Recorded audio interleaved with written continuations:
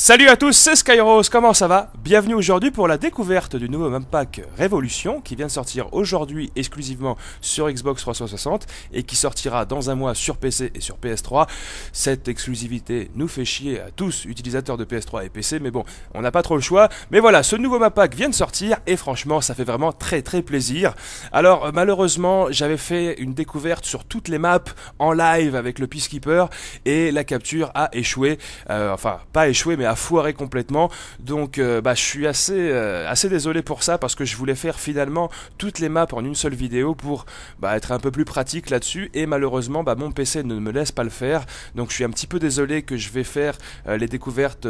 map par map et voilà, je voulais faire tout en un et en live et malheureusement je ne le suis pas en live parce que comme ça a foiré deux fois, voilà, donc j'avais pas envie de ça refoire une autre fois. J'ai dit bon, je vais quand même assurer le coup sur au moins un gameplay et voilà, bon, c'était un petit peu un aparté. C'est vrai que je suis désolé pour ça, je suis assez triste même, enfin pas triste mais voilà, ça me fait un petit peu chier, mais bon voilà, au final il est là ce gameplay sur la map Mirage qui est vraiment une très jolie map et en règle générale j'ai testé toutes les maps sauf Downhill malheureusement où les gens ne votent jamais cette map là, je ne sais pas pourquoi alors qu'elle vient de sortir, mais bon les maps en règle générale sont vraiment très jolies, bien détaillées, avec une très bonne dynamique de jeu et c'est très plaisant, et surtout cette nouvelle arme, le Peacekeeper que vous pouvez voir. Alors j'ai laissé au début aussi la création de la classe pour voir un petit peu cette arme là, mais en règle générale ça ne change rien par rapport à tous les pistolets mitrailleurs, c'est les mêmes accessoires, les mêmes défis, les mêmes etc. pour avoir le camouflage en or, bref voilà, c'est la même chose, mais ça fait du bien d'avoir une nouvelle arme dans Call of Duty et c'est vrai que c'est une première parce que dans tous les autres Call of Duty, tous les extensions, les DLC on va dire, il n'y a jamais eu d'arme et c'est vrai que sur MW3 ils avaient dit qu'il y en avait peut-être une, mais ça n'a pas été le cas et là sur BO2 ils nous font vraiment plaisir avec cette nouvelle arme. Alors pardon, je suis désolé si ma voix est un petit peu bizarre, mais je me suis un petit peu enrhumé, donc peut-être que ma voix sera un peu différente que d'habitude. Voilà, donc cette arme-là, qui a l'air quand même être une arme assez bonne, voilà, en moyenne, en règle générale, mais bon, comme à peu près tous les pistolets mitrailleurs dans Black Ops 2, ce sont des armes relativement efficaces avec lesquelles on peut faire de bonnes parties et on peut se faire plaisir. Alors, sur cette map-là, on se rend bien compte, et c'est pour ça que je trouvais que ce gameplay était intéressant, des capacités de cette arme-là, au tir au jugé, au tir à distance, la précision, etc. Donc au final c'est une arme qui a une puissance on va dire entre guillemets moyenne. Sur les stats qui sont affichés, c'est ce qui est écrit, hein. Bon, les stats sont relativement moyens, malheureusement je n'ai pas l'image pour montrer un peu les stats, mais de toute façon les stats pour moi ne veulent pas vraiment dire grand chose de ce qu'ils annoncent, c'est juste bon, une petite valeur pour donner un aperçu, mais voilà, c'est une arme qui a l'air relativement puissante, enfin moyennement puissante, et avec laquelle on peut vraiment bien se débrouiller, et sur des maps qui sont vraiment très plaisantes à jouer, ça je peux vous le dire. Alors cette map là est pour l'instant une que je préfère, déjà pour le décor, pour la dynamique de jeu. J'ai testé aussi bien Grind, et qui est assez bizarre quand même, Grind, avec toutes ces rampes, etc. Mais bon, on verra ça sur un autre gameplay. Donc ce map pack, pour résumer un petit peu, contient 4 nouvelles maps multijoueurs qui sont Downhill, Grind, celle-ci Mirage et Hydro. Donc voilà, donc Hydro qui est une map aussi avec une bonne dynamique pour ce que j'ai testé. Et aussi vous avez Die Rise, donc une nouvelle map de mode zombie plus un nouveau mode de jeu zombie et cette arme là, le Peacekeeper. Donc on peut dire que 7 éléments dans un map pack, c'est quand même une révolution comme le titre l'annonce. Voilà, un petit jeu de mots, mais effectivement ça fait vraiment plaisir. Et bonne nouvelle, apparemment ces maps là sont aussi disponibles en mode de jeu guerre, et c'était un petit peu la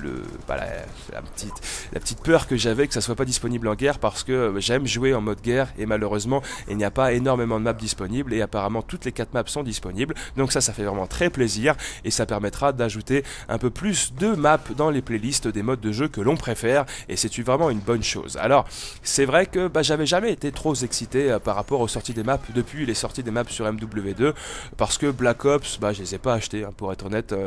j'ai vraiment pas trop aimé ce jeu là, et MW3 les maps n'étaient pas si terribles que ça, donc j'étais pas vraiment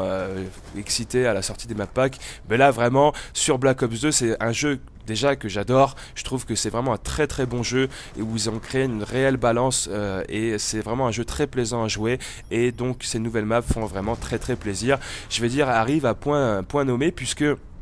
J'ai quand même joué pas mal de fois sur ce jeu-là, et au bout d'un moment, bon, ça reste assez rébarbatif, et de voir 4 nouvelles maps arriver, ça fait vraiment plaisir. Donc on peut voir cette map-là qui est dans un style asiatique, avec du sable partout, qui me rappelle un petit peu sur les décors, pas sur la dynamique, mais la map Castle dans World at War. Je ne sais pas si ça vous fait ça, mais en tout cas, moi, oui. Bon, pour le côté asiatique, bien évidemment. Et donc, on peut voir que c'est une map qui est relativement grande, mais quand même que le centre d'action, c'est toujours encore dans le centre. Bon, c'est généralement comme ça sur les maps, dans le centre de la map, c'est là où il y a l'action. Et je suis aussi content de voir que malgré que la map vienne de sortir, et j'avais vu ça et c'était assez regrettable sur MW3, où à chaque fois sur les nouvelles maps, les gens passaient leur temps à camper au lieu de les découvrir. Et là, effectivement, les gens